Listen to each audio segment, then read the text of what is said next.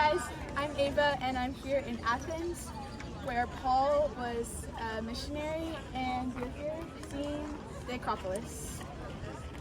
We are here at Athens and this is the place where Paul was the very first missionary.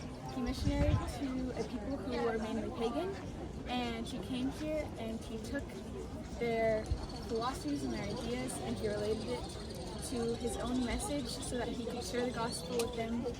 And this is a place where democracy was born, and we are seeing a lot of different sites here.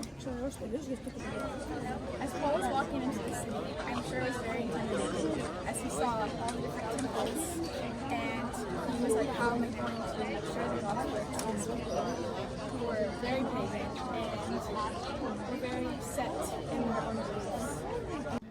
Throughout this video, you are going to see many important sites that are at the Acropolis, and this first one that we are seeing is the Propylaea, which is a ceremonial gate that you go through before you enter into the Acropolis.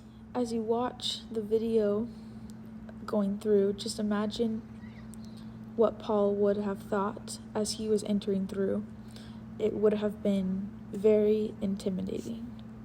To the Greeks, this symbolized someone leaving the secular parts of the city and then entering into the sacred spaces.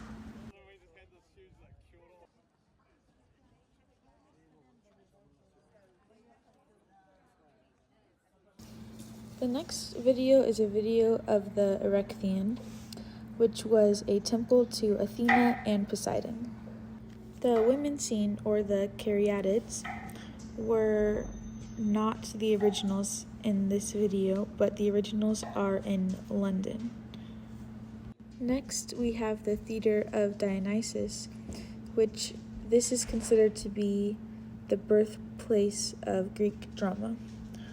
All these places in Athens are so important because when Paul came here and he was arguing for the Christian faith, it was so important because this was the hot spot for knowledge in that day. And so if Paul could discuss this new theology he was presenting to the people here and get across to them, it could mean a lot. We are here at the Areopagus, where Paul gave one of his famous messages to the people of Athens.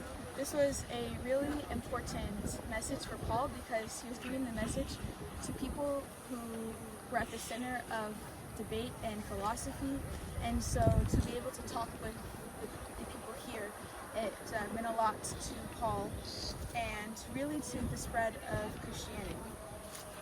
And his message said, "Men of Athens, I perceive that in every way you are very religious.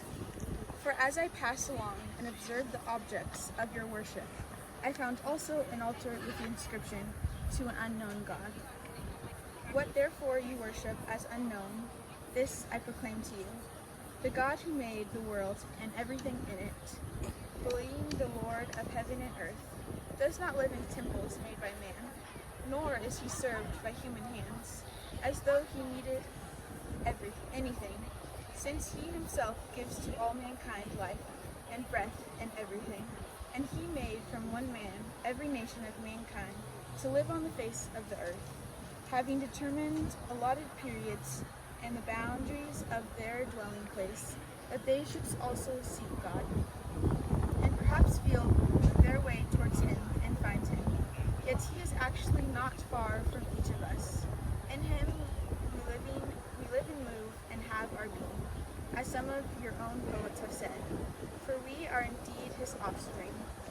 Being then God's offspring, we ought not to think that the divine being is like gold or silver or stone, an image formed by the art of imitation of man. The times of ignorance God overlooked, but now he commands all people everywhere to repent, because he has fixed a day on which he will judge the world in righteousness by a man whom he has appointed.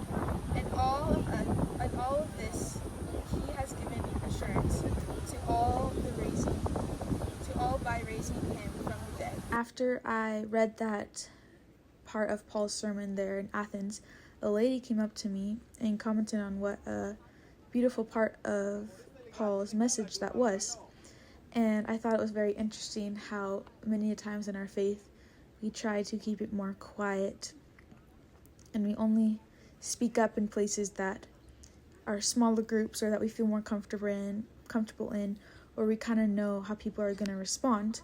But Paul went right into the heart of the city, and he gave his message, and he was not afraid to be in the large crowd, which is, I think, something that we could learn from. Come to the end of our time in Athens, and as you can see, there are a lot of beautiful sights here at the Acropolis and throughout the city. But I think a major takeaway we can see is that Paul was very dedicated to transform a city with all of these amazing temples that they had, and he took those temples and helped people see life from a different point of view. I hope you enjoyed the video. Thanks for watching.